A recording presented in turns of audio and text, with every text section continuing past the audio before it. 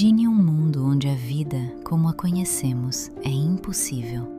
Um mundo de noite perpétua e absoluta, onde um fotão de luz solar não chega a milhões de anos.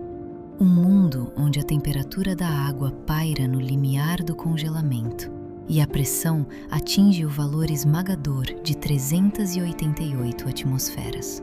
São 380 quilogramas a pressionar cada centímetro quadrado do seu corpo. Se estivesse aqui, desprotegido, seria esmagado mais depressa do que o tempo que um impulso nervoso levaria para viajar da pele ao cérebro.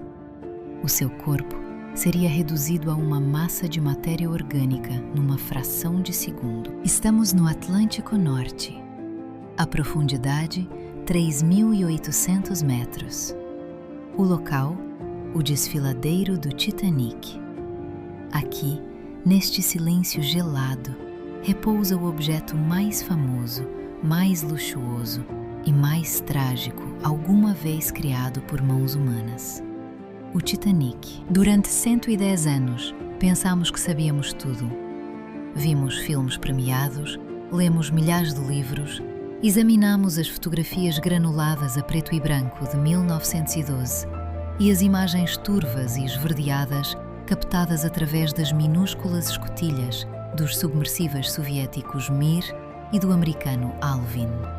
Parecia-nos que tínhamos estudado cada rebite, cada convés, cada camarote, mas era uma ilusão grandiosa. Olhávamos para o Titanic através do buraco de uma fechadura. Víamos apenas fragmentos, vislumbres arrancados da escuridão pelo feixe trêmulo e estreito de um projetor de halogénio. Estávamos cegos. Não víamos a escala, não víamos a imagem completa do crime que o oceano cometeu contra o homem. Víamos o romance, mas não a física da catástrofe. Mas em 2023, tudo mudou. A empresa de exploração de águas profundas Magellan Limited, em conjunto com a Atlantic Productions, realizou o que antes pertencia ao domínio da ficção científica. Drenaram o oceano, virtualmente. Levaram a cabo o mais ambicioso, o mais dispendioso e o mais detalhado mapeamento de um naufrágio na história da arqueologia marítima. Criaram um gêmeo digital do Titanic. Não uma mera maquete tridimensional para um jogo de computador, mas uma cópia fotorrealista e exata da realidade, composta por milhares de milhões de polígonos. E quando os supercomputadores processaram as 700 mil imagens de altíssima resolução, quando a água desapareceu dos ecrãs, os cientistas viram algo que os forçou ao silêncio. Diante deles não estava um navio fantasma romântico, coberto por uma pátina nobre. Diante deles jazia o cenário de uma catástrofe violenta e monstruosa. A brutalidade a que aquele metal foi submetido desafia a descrição. O Titanic não se limitou a afundar. Foi rasgado, torcido, esmagado, desmembrado e cravado no leito marinho com a energia de uma detonação nuclear tática. O que foi revelado chocou o mundo. Iniciamos agora a nossa imersão neste abismo digital, para caminhar por convés que já não existem, para perscrutar camarotes que se tornaram criptas, para finalmente confrontar a verdade, despida da água e do tempo, e compreender a verdadeira natureza da fragilidade humana perante a indiferença implacável do universo. O oceano guardou os seus segredos durante um século. Agora, vamos revelar os vestígios que as profundezas tentaram ocultar e confrontar a questão que assombra a sua memória. Por que razão este navio continua a exercer um fascínio mortal, mesmo um século após o seu desaparecimento? E o que aconteceu, de facto, naquela noite fatídica, quando o inafundável encontrou a eternidade? Para compreender o choque que os resultados desta análise provocaram na comunidade científica, é preciso primeiro entender a natureza sem precedentes da própria operação. Isto não foi um passeio turístico, nem a rodagem de um filme de grande orçamento. Foi uma missão de recolha de dados de precisão militar, em tudo comparável ao mapeamento da superfície de Marte. Um navio-mãe, suspenso sobre as coordenadas exatas no Atlântico Norte, lutava contra os elementos. Vento de tempestade, ondas com 3 metros de altura, um balanço incessante.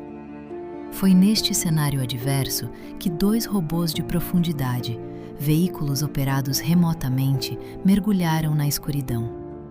Os seus nomes eram românticos, Romeu e Julieta, mas a sua constituição era de um pragmatismo absoluto. Estas máquinas representam o pináculo da engenharia humana, capazes de operar onde a pressão esmagadora faz o metal comportar-se como argila.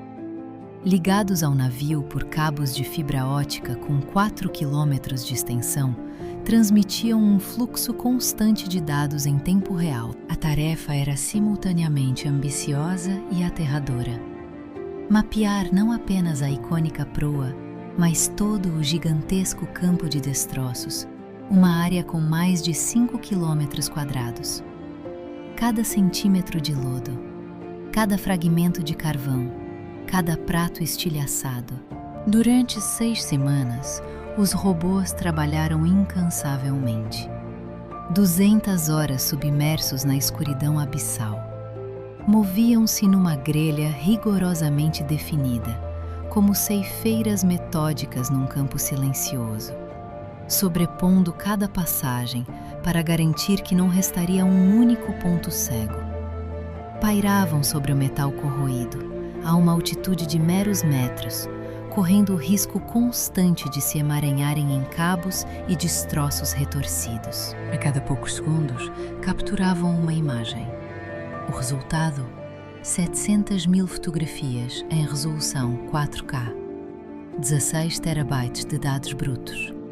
É o maior volume de informação alguma vez recolhido debaixo de água numa única expedição. Recorrendo a uma fusão de fotogrametria e tecnologia LIDAR a laser, os cientistas começaram a tarefa hercúlea de unir este puzzle digital.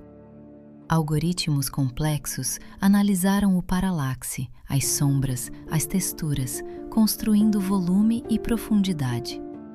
Foram meses de processamento nos servidores mais potentes do planeta. E então, quando o processo terminou, ele apareceu nos ecrãs do laboratório.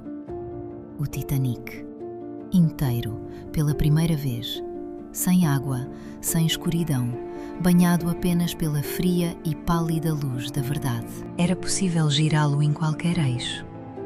Era possível aproximar qualquer repite, ler o número de série gravado na pá de uma hélice meio enterrada no lodo. Era possível espreitar para o vazio, onde em tempos se erguia a grande escadaria. A sensação era a de termos drenado todo o Oceano Atlântico e de estarmos a sobrevoar o seu leito num helicóptero, observando o que restava. A primeira impressão foi de choque absoluto. Aquilo não era um navio. Era um cemitério tecnológico. Era o caos. Uma catástrofe industrial congelada no tempo. Habituámo-nos às imagens cinematográficas da proa, majestosa e quase intacta, perfurando a escuridão. Mas a análise digital revelou a verdadeira e brutal escala da destruição. O Titanic não se partiu simplesmente ao meio. Ele explodiu de dentro para fora. As suas entranhas violentamente expostas ao mundo. Pela primeira vez, não estamos a olhar para um naufrágio, mas para a cena de um crime estrutural. A tecnologia moderna não ressuscitou o navio, mas sim o seu último e violento suspiro. E nesse eco digital, a verdade, por mais brutal que seja, finalmente emerge das profundezas, exigindo ser ouvida. Espalhados por quilómetros, como as entranhas de uma besta colossal, retalhada por predadores das profundezas. O campo de destroços é um testemunho silencioso de uma violência inimaginável. A nossa atenção volta-se para a proa. Ela repousa sobre uma quilha direita, uma aparição fantasmagórica na escuridão abissal. A sua silhueta é quase intacta, majestosa, imponente. É a imagem gravada na nossa memória coletiva, a cena dos filmes, onde os heróis se erguem na proa do mundo, sentindo-se invencíveis. O seu force-tech afiado, concebido para cortar as ondas do Atlântico, agora corta apenas o lodo acumulado ao longo de um século. Contudo, uma varredura digital de alta precisão permitiu-nos ver o que se escondia sob as camadas de sedimento e da corrosão alaranjada. A proa não pousou suavemente no fundo do oceano como uma folha de papel. Ela colidiu. Uma simulação física, alimentada por estes novos dados tridimensionais, revelou uma dinâmica aterradora. A secção da proa, com um peso de dezenas de milhares de toneladas e completamente inundada, precipitou-se em direção ao leito marinho, num ângulo agudo, atingindo uma velocidade estimada entre 50 e 60 km por hora. Aquilo não era um navio a afundar. Era um torpedo em queda, do tamanho de um arranha-céus, lançado contra o planeta. No momento do impacto, ocorreu um choque hidráulico de força colossal. A proa penetrou 20 metros no lodo do fundo, o equivalente à altura de um edifício de 7 andares. Todo este volume de terra foi ejetado para os lados, numa explosão de matéria semelhante à queda de um meteorito. A varredura revelou o que nunca antes fora notado. O casco dobrou-se sobre si mesmo. Os convéses incharam, formando uma corcunda grotesca.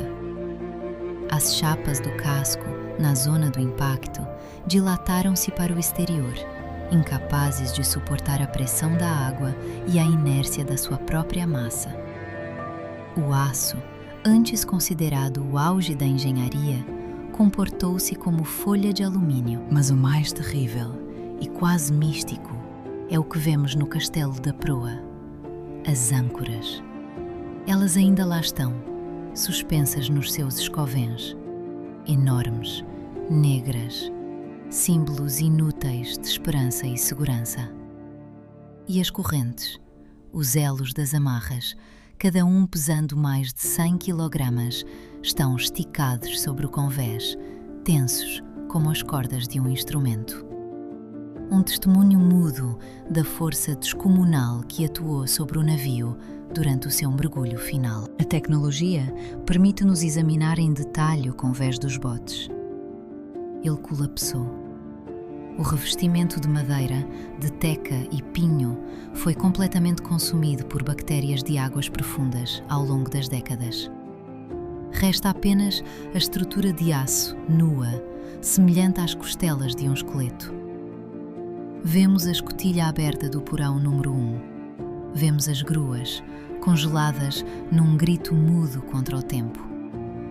A proa é a única secção que ainda conserva uma forma humana, uma silhueta reconhecível. Aquilo que jaz a 600 metros de distância, no entanto, desafia a descrição pela palavra navio. Movemo-nos agora para a parte mais assustadora, a região mais sombria deste mapa de destruição: a popa. Durante longos anos, os exploradores não lhe deram a devida atenção. Era considerada apenas uma pilha disforme de destroços, desinteressante para a filmagem.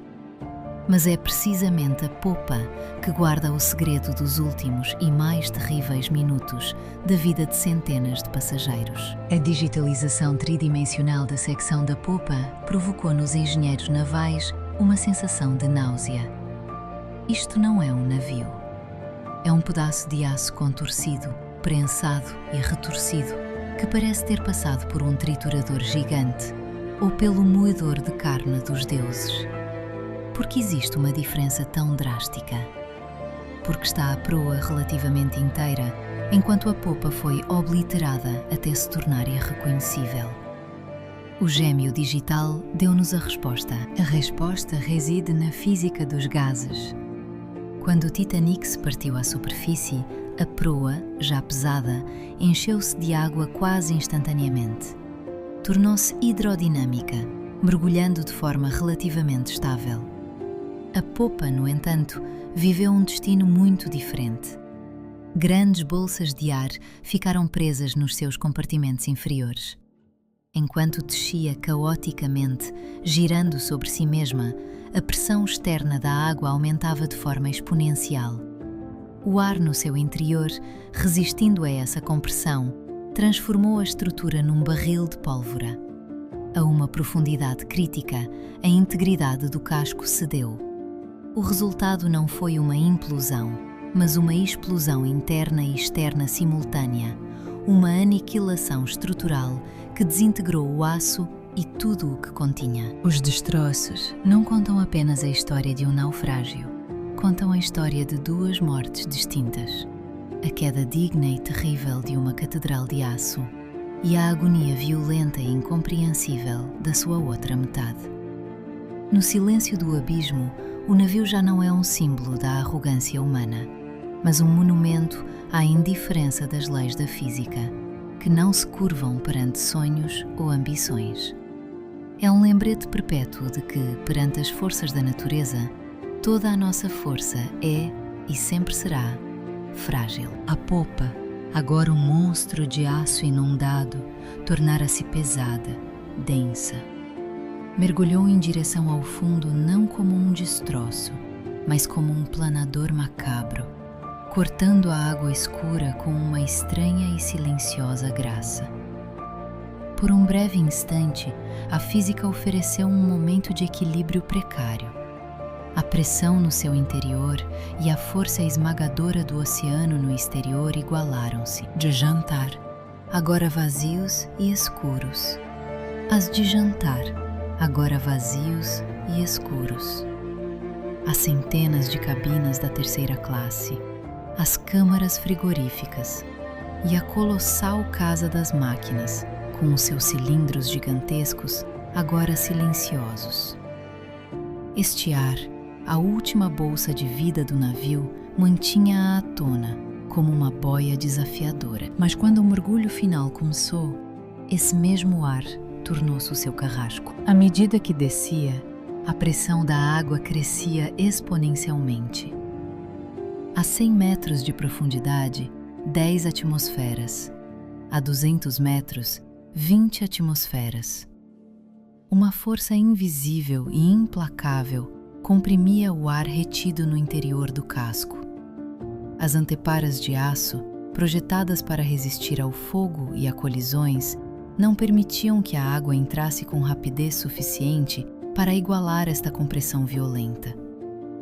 A diferença de pressão entre o interior e o exterior tornou-se crítica, insustentável. E então, o inferno começou. As anteparas começaram a rebentar.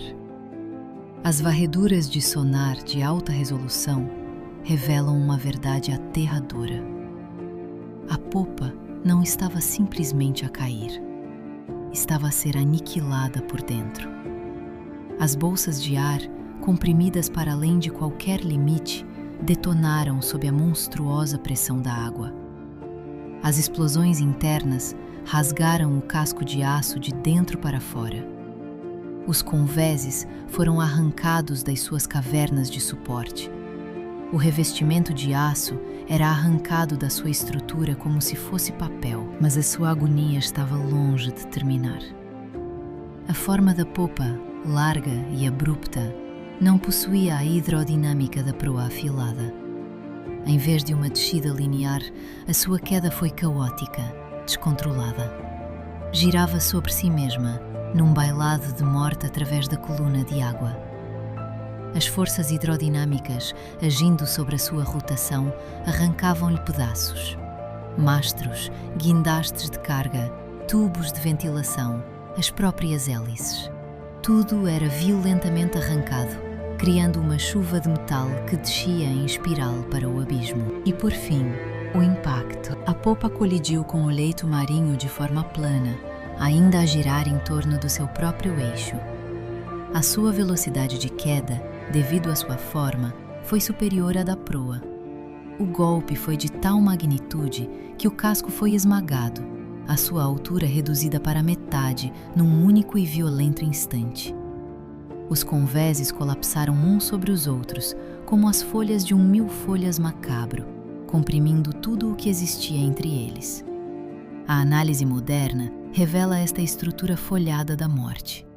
Entre estas camadas de metal enferrujado, num espaço comprimido com apenas algumas dezenas de centímetros de altura, encontram-se os vestígios de centenas de cabinas e de centenas de pessoas. As pessoas que se encontravam na popa naquele momento, onde a maioria dos passageiros da terceira classe se havia concentrado, não se afogaram no sentido clássico do termo. Foram esmagadas instantaneamente pelo colapso do espaço e pela descompressão explosiva. Foi uma morte imediata, mas de uma violência inimaginável, da qual nem os ossos restaram. As hélices do navio, testemunhas silenciosas. Gigantes de bronze, cada uma pesando 38 toneladas. A análise mostra a hélice de bombordo profundamente enterrada no lodo, enquanto a hélice central, desafiadora, aponta para o céu que nunca mais verá. O leme está virado, um detalhe pungente que confirma o que os registros sugeriam.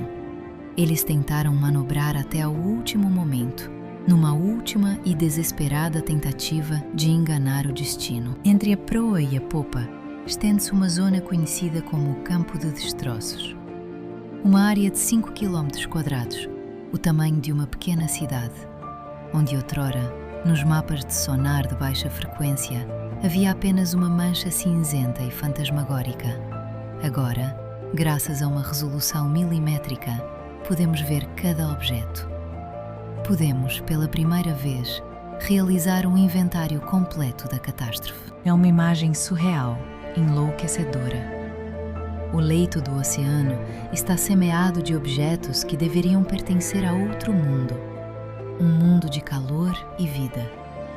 Peças de mobília, louça, sapatos, garrafas de vinho ainda intactas. Coisas que deveriam estar numa sala de estar acolhedora, numa cozinha movimentada, num quarto de dormir tranquilo. Cada objeto é um eco de uma vida interrompida, um sussurro congelado no tempo, repousando para sempre no silêncio abissal. Nas profundezas geladas do Atlântico Norte, onde a luz do sol é apenas uma memória distante e a pressão esmaga o aço como se fosse papel, jaz um campo de destroços congelado no tempo. É um cemitério de gigantes. Ali repousam caldeiras a vapor monumentais, cada uma do tamanho de uma casa de 3 andares, pesando centenas de toneladas. Arrancadas das entranhas do navio, quando este se partiu em 2, mergulharam no abismo e assentaram no leito oceânico.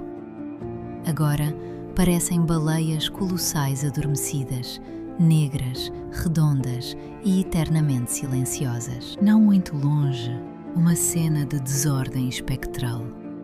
Centenas de armações de camas metálicas, despojadas dos seus colchões e ocupantes, jazem entrelaçadas e empilhadas. Formam uma imagem macabra, como os restos de uma enfermaria submarina devastada por um cataclismo mudo. Um hospital para fantasmas, onde ninguém jamais descansará. E ali, o esqueleto da música. A estrutura de ferro fundido de um piano de cauda, com as suas cordas de aço ainda tensas, resistiu à voracidade do mar. A madeira nobre que lhe dava forma foi devorada há muito pelo tempo e pelos organismos do fundo. As teclas de marfim, que um dia dançaram sob os dedos de um músico, desapareceram, dispersas como dentes perdidos na escuridão. O que resta é a alma metálica do instrumento, um testemunho silencioso das melodias que se afogaram naquela noite. Entre os destroços, uma forma de beleza trágica emerge da lama. Uma estátua de bronze, a Diana de Versalhes, que outrora adornava a sumptuosa lareira da primeira classe, um símbolo de luxo e arte. Agora, ela repousa com o rosto para baixo, um braço estendido para o vazio, um gesto congelado de súplica ou despedida, invisível ao olho humano por mais de um século, revelado apenas pela fria precisão de um sonar que a identificou. Surpreendentemente, a celebração interrompida sobrevive. Garrafas de champanhe intactas, com as rolhas firmemente no lugar. Vinhos da colheita de 1912. A imensa pressão das profundezas foi perfeitamente contrabalançada pela pressão do gás no interior da garrafa. Um delicado equilíbrio de forças que permitiu ao vidro resistir ao colapso. Um brinde adiado, envelhecendo na escuridão e no frio absolutos. Luz dos submersíveis. Ainda brilham com luz dos submersíveis. Ainda brilham com um fulgor fantasmagórico. O cobre, resistente à corrosão e hostil aos micróbios do oceano, preservou um eco do seu antigo esplendor.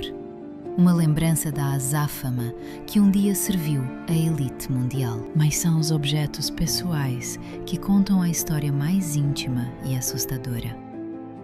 Pentes de prata, espelhos de mão, óculos com armações de ouro e, o mais perturbador, cabeças de bonecas de cerâmica, com os seus olhos de vidro mortos e fixos, que perscrutam a escuridão a partir do lodo. Estes artefactos jazem como se tivessem acabado de cair das mãos dos seus donos. Não há correntes fortes aqui para perturbar o seu descanso.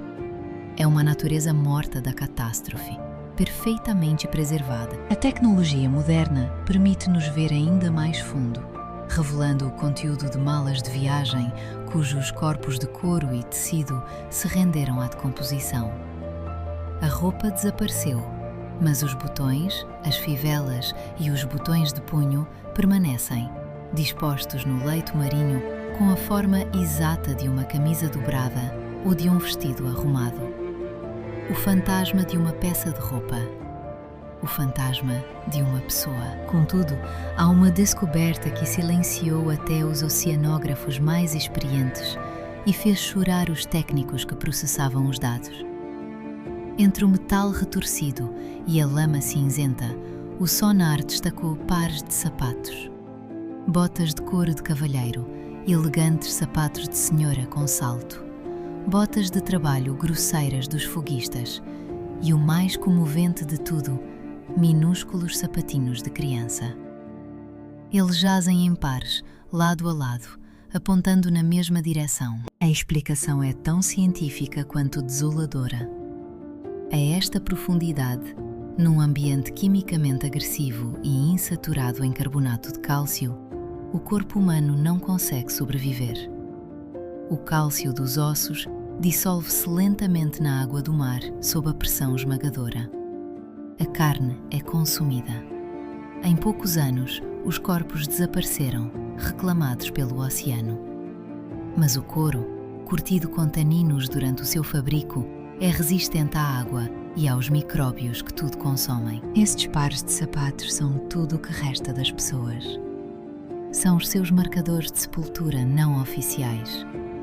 Eles repousam exatamente onde cada corpo tocou o fundo pela última vez. Onde uma vida parou, o corpo desapareceu e a roupa se desfez. No silêncio absoluto do abismo, estes sapatos não são apenas artefactos. São os últimos guardiões de histórias humanas, um testemunho mudo de que, mesmo quando tudo o resto é levado, algo terrivelmente pessoal permanece. Os sapatos permaneceram pousados, exatamente como estavam nos pés que os calçavam. Uma varredura digital revelou a distribuição fantasmagórica destes pares, criando o mapa mais assombroso do mundo. Vemos agrupamentos, uma família. Ali, um par de sapatos masculinos. Ao seu lado, um sapato de senhora. E entre eles, minúsculos, quase imperceptíveis, sapatos de criança. Ter-se-ão segurado nas mãos enquanto mergulhavam para o fundo, juntos até ao fim, na água gelada, na escuridão impenetrável. Noutros pontos, grupos densos de botas de trabalho jazem junto às caldeiras. São os foguistas e os mecânicos, homens que permaneceram nos seus postos, alimentando os fornos para manter as luzes acesas até o último segundo. Morreram com o seu navio, sentinelas fiéis na cidade de aço que se afundava. A tecnologia de varredura transformou o número abstrato de 1.500 almas perdidas numa realidade concreta, visual, dilacerante. Cada par de sapatos é uma pessoa, com um nome, uma história, esperanças e um bilhete para uma nova vida que nunca chegou a começar. Agora, conhecemos as coordenadas exatas do seu último refúgio. É um cemitério onde os sapatos servem de lápides. Este gêmeo digital permitiu o que investigadores e historiadores sonharam durante um século: olhar por baixo do lodo. O lado de estibordo da proa, o ponto exato da colisão fatal, está enterrado na lama a uma profundidade de 10 a 15 metros. É precisamente aí que se encontra a ferida infligida pelo iceberg. Antes, só podíamos especular, mas os sonares de penetração e os perfiladores de subfundo utilizados durante a lenda era clara. O iceberg teria rasgado um corte longo e contínuo de 90 metros no casco, como um abre-latas a violar uma lata. Mas os dados da varredura refutam categoricamente essa imagem. Não existe um rasgo contínuo. O que existe é uma série de pequenas perfurações, fendas estreitas, amolgadelas e costuras que cederam. A área total de danos abertos, os buracos por onde a água jorrou, não ultrapassa os 2 metros quadrados, menos que a área da porta da sua casa. Como pôde uma brecha tão pequena afundar um gigante com um deslocamento de 52.000 toneladas? A resposta reside nos rebites e na física dos materiais. A varredura demonstrou que as placas do casco não se rasgaram, elas separaram-se nas costuras. Os rebites que uniam as placas de aço foram simplesmente cisalhados ou arrancados pela força do impacto. A análise metalúrgica, realizada anteriormente em amostras recuperadas e agora brilhantemente confirmada pela geometria dos danos no modelo tridimensional, revela uma verdade inconveniente. Os rebites foram fabricados com ferro de qualidade inferior, com uma elevada concentração de escória, impurezas vítreas.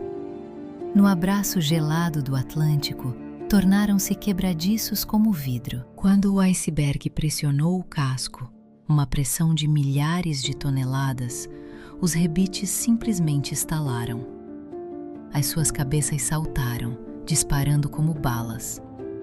As placas de aço afastaram-se, formando fendas estreitas, e a água irrompeu sob uma pressão colossal, inundando 6 compartimentos quase em simultâneo. Não foi o gelo que selou o destino do Titanic. Foi a economia nos materiais, a ambição desmedida e a fragilidade do metal exposto a temperaturas extremas. Mas a varredura do casco de estibordo revelou ainda outra anomalia, uma que lança mais combustível na fogueira das controvérsias. Uma deformação na blindagem, na zona dos depósitos de carvão, o depósito número 6. Uma teoria, avançada pelo jornalista Senan Molony, ganha uma nova e inquietante dimensão. O gigante de aço não foi afundado apenas por uma montanha de gelo. Foi traído por dentro, pelos seus próprios componentes, talvez enfraquecido antes mesmo de encontrar o seu adversário branco. Cada resposta que a tecnologia nos arranca das profundezas parece apenas revelar uma pergunta mais complexa, um lembrete eterno da fragilidade que se esconde por detrás da mais grandiosa ambição humana. Antes que a primeira onda beijasse o seu casco, antes que os passageiros de primeira classe brindassem ao futuro, o Titanic já guardava um segredo fatal. Nas suas entranhas, num dos seus vastos depósitos de carvão, um incêndio ardia. Lento, silencioso, implacável. Não era um evento inédito. Nos vapores daquela era, o carvão auto-inflamava-se com alguma frequência. Mas a bordo do navio dos sonhos, este fogo vulgar teria consequências extraordinárias. Durante dias, talvez semanas, antes mesmo de deixar o estaleiro de Belfast, o calor intenso cozinhava o aço. As chamas, invisíveis do exterior, atacavam uma antepara estanque e o próprio casco do navio, enfraquecendo-os por dentro. A tecnologia moderna permite-nos ver o que estava oculto há mais de um século. Um modelo tridimensional de uma precisão milimétrica revelou a geometria deformada do aço naquela secção específica. As imagens são inequívocas. O metal ali parece fatigado, ondulado, marcado para sempre pelo castigo térmico. Esta descoberta muda tudo. Quando o aço é sobreaquecido desta forma, ele perde a sua têmpera, o tratamento que lhe confere força e resiliência. Dependendo do ritmo a que arrefeceu, tornou-se ou perigosamente frágil ou excessivamente macio. A sua resistência estrutural sofreu uma queda vertiginosa de 75%. E foi precisamente neste ponto, nesta armadura comprometida, que o iceberg desferiu o seu golpe. Uma coincidência fatal? Se o incêndio não tivesse ocorrido, talvez a história fosse outra. O aço temperado teria, possivelmente, aguentado o impacto. Teria vergastado, amolgado, mas não se teria rasgado como papel. A brecha seria menor, a água teria entrado mais lentamente. O navio talvez não se afundasse, ou pelo menos a sua agonia seria mais longa, dando ao navio Carpathia o tempo precioso de que necessitava para chegar e salvar mais vidas. O Titanic partiu para o mar já ferido. Estava condenado ainda no porto de Southampton. Isto não foi um acaso do destino, foi negligência criminosa. O capitão Smith e a direção da White Star Line sabiam do incêndio, mas ocultaram-no para não cancelar a prestigiosa viagem inaugural e evitar um escândalo financeiro. Contudo, a conclusão mais alarmante dos cientistas não diz respeito ao passado, mas a um processo de destruição que ocorre neste preciso momento. O Titanic está a desaparecer, a dissolver-se no abismo. As mais recentes digitalizações revelaram uma escala assustadora de atividade bacteriana. Todo o casco está coberto por rusticles, formações avermelhadas, semelhantes a estalactites de ferrugem. Isto não é a simples oxidação causada pela água salgada. É vida. Uma forma de vida única, chamada Halomonas titanicae, uma bactéria descoberta nos destroços no ano de 2010 e batizada em sua honra. Este organismo é um extremófilo. Prospera na escuridão total, no frio cortante e sob uma pressão esmagadora. E alimenta-se de ferro. Oxida o metal para obter energia, devorando o casco do navio a um nível molecular, transformando o aço robusto da Harland & Wolff num pó frágil que se desfaz ao mais leve toque das correntes oceânicas. A comparação dos dados de 2023 com imagens de expedições das décadas de 1990 e 2000 é catastrófica. A velocidade da desintegração é exponencial. A famosa banheira do Capitão Smith, imortalizada nos documentários de James Cameron, desapareceu. Cedeu, engolida pelo convés apodrecido. O ginásio ruiu. O teto da sala Marconi, de onde foram enviados os desesperados sinais de SOS, está prestes a colapsar, ameaçando destruir o inestimável transmissor de rádio que lá se encontra. A digitalização permitiu calcular a massa de metal que as bactérias consomem diariamente. São centenas de quilogramas de ferro. A cada dia que passa, a colônia cresce e o navio torna-se mais fino, perdendo a sua integridade estrutural. Os convéses superiores, com o seu peso imenso, pressionam os inferiores, que já não os conseguem suster. Em breve, chegará o momento do colapso crítico, um efeito dominó que irá achatar o que resta do gigante. O prognóstico dos cientistas é desolador. O Titanic está a morrer uma segunda vez. O monumento está a ser transformado em alimento. A sua estrutura, outrora inabalável, a ser devolvida, molécula a molécula, ao ciclo natural. O gigante de aço, símbolo da ambição e da fragilidade humanas, está a ser lentamente apagado pela mais humilde das formas de vida, numa lição sombria sobre a impermanência de todas as coisas. Dentro de 20, no máximo 30 anos, o Titanic deixará de existir como o conhecemos. Irá colapsar sobre si mesmo, transformando-se numa mancha disforme de óxido de ferro no leito do oceano, a sua silhueta icônica apagada para sempre. A nossa única oportunidade de o preservar reside num espectro, um gêmeo digital, uma múmia eletrónica capturada num instante, momentos antes da sua desintegração total. Quando os cientistas, pela primeira vez, carregaram um modelo completo num capacete de realidade virtual e caminharam pelo seu convés fantasmagórico, o efeito foi avassalador e profundamente inquietante. A experiência não é natural. Um objeto colossal, feito por mãos humanas, repousando no vazio absoluto de um espaço cinzento. Não há água. Apenas o silêncio e a escala esmagadora do naufrágio. Partido ao meio, o casco repousa como uma carcaça antiga. Isto não é romance. É o cenário de uma catástrofe tecnológica. É como o Chernobyl, mas a quase 4 km de profundidade. E em 1912, a escala da destruição aniquila a percepção. Sente-se como um grão de areia ao lado das hélices, cada uma do tamanho de um prédio de 2 andares. Vêem-se as escotilhas abertas, portais para a escuridão absoluta dos porões. Observam-se os turcos vazios, testemunhas mudas da desesperada e fatal falta de botes salva-vidas.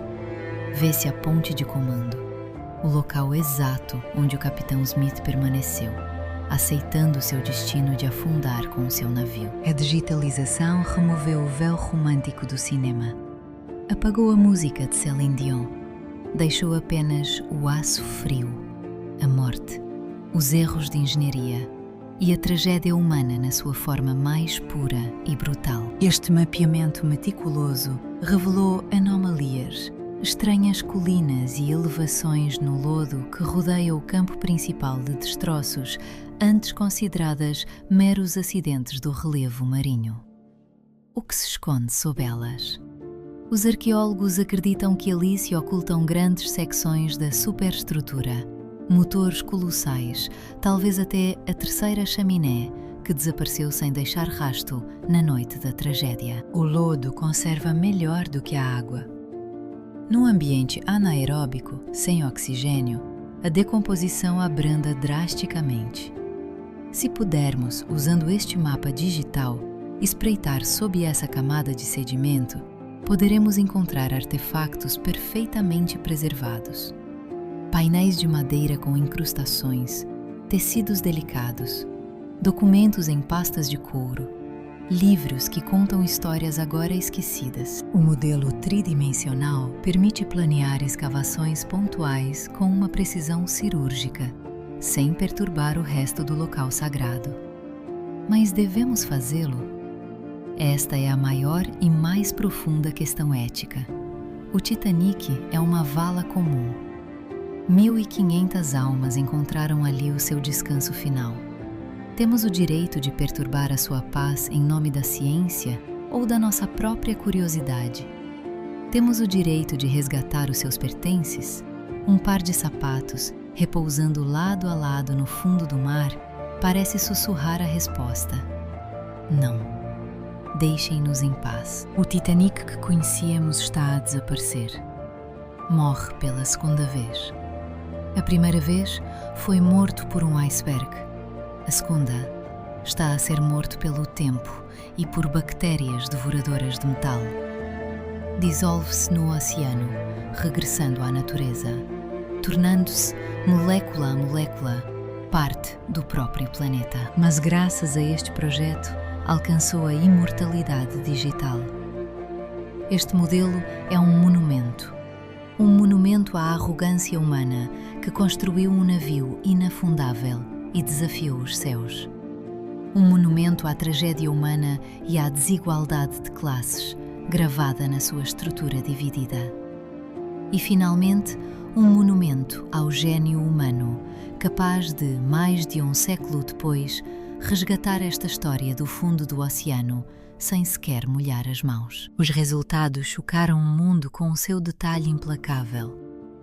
O oceano não guarda os navios com o cuidado de um museu. Ele digere-os, despedaça-os, e no seu abraço lento e esmagador revela a verdade fria que se esconde sob as nossas lendas mais queridas. O que testemunhamos no leito do oceano é o ato final de um drama. Uma tragédia que começou num dia de sol em 1912 e que agora termina diante dos nossos olhos, em pixels num ecrã. Os dados foram assimilados. Servidores processam terabytes de memória, um eco digital dos que pereceram, enquanto cientistas transformam essa informação em história. Mas lá, no Atlântico, a 3.800 metros de profundidade, o silêncio regressa. Os projetores dos robôs extinguiram-se. A escuridão avança, envolvendo a ilha de ferrugem. As bactérias prosseguem o seu banquete infindável, devorando átomo por átomo. Um par de botas repousa na areia, indicando um caminho que ninguém mais percorrerá.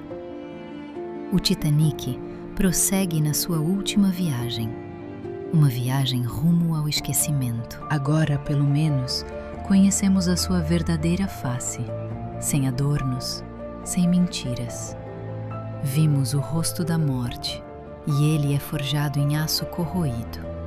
O oceano guarda bem os seus segredos, mas a tecnologia aprendeu a desvendá-los.